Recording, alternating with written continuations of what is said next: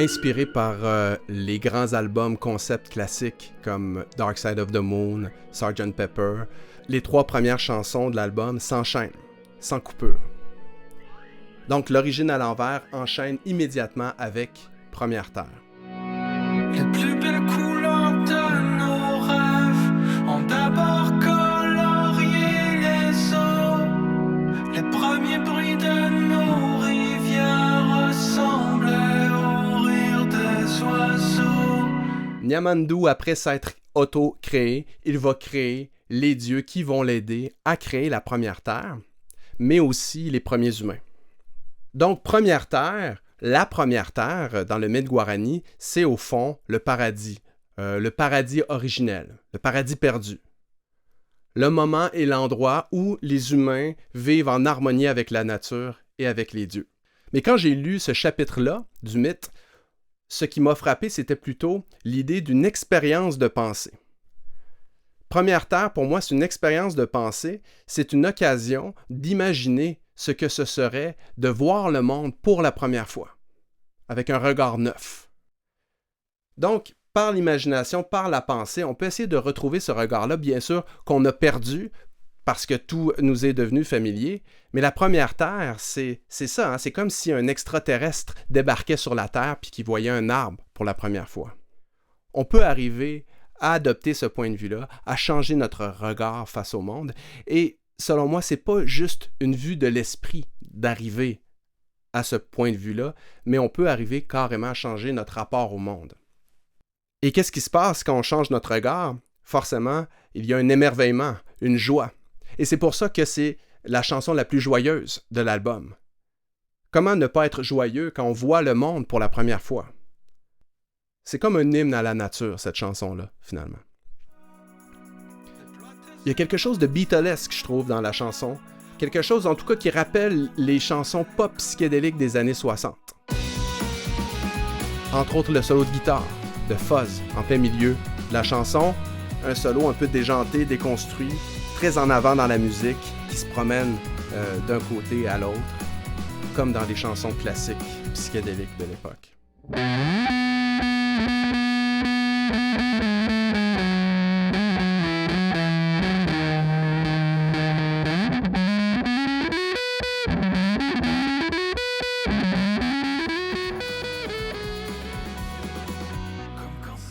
Première Terre enchaîne immédiatement avec Colibri, ce qui met fin au genre de medley des 3 premières chansons qui commencent l'album. Dans le mythe Guarani, on parle des premiers parents qui engendrent leurs enfants, leurs premiers fils. Moi, j'ai décidé de mettre de côté un peu le récit anecdotique ici du mythe pour me concentrer sur le thème universel des parents. Dans le fond, ce que j'ai voulu faire, c'est de prolonger le cycle de la création de Niamandou pour mettre en scène cette fois-ci d'autres créateurs, les parents, qui engendrent des humains, leurs fils. Donc j'ai demandé à mes parents, mes propres parents, de parler en espagnol et en guarani sur cette chanson.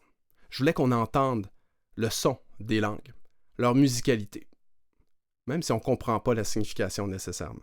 Parce que c'est un autre thème important du mythe guarani, le thème de la création du langage. Un thème central et, je dirais, spécifique à ce mythe guarani de l'origine du monde. L'idée ici, c'est qu'avant même la création de la Première Terre et des premiers humains, Niamandou va créer le langage. Donc, le langage, chez les Guaranis, a un statut fondamental.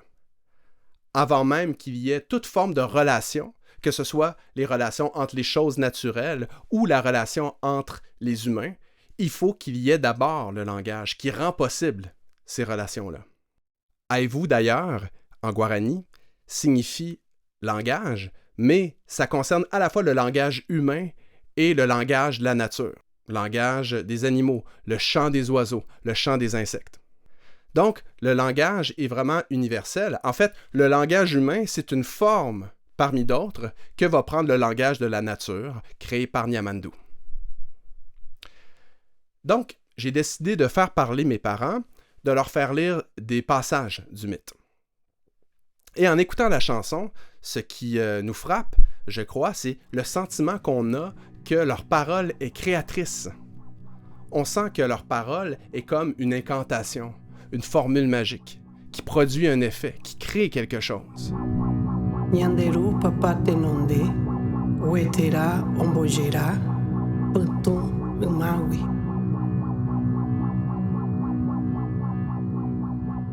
On assiste en quelque sorte à un rituel de création par les mots. C'est la nature qui crée à travers le langage. On sent la pulsation de la nature et le mouvement que la nature engendre. El pájaro primigenio, el colibrí, volaba revoloteando. Je trouve ça super intéressant que le colibri soit encore au centre de ce rituel de création. Parce que vous vous rappelez, le colibri était déjà là, à l'origine, au moment de l'autocréation de Nyamandu. Le colibri était là pour nourrir les fleurs de l'arbre de Nyamandu, pour l'aider à croître.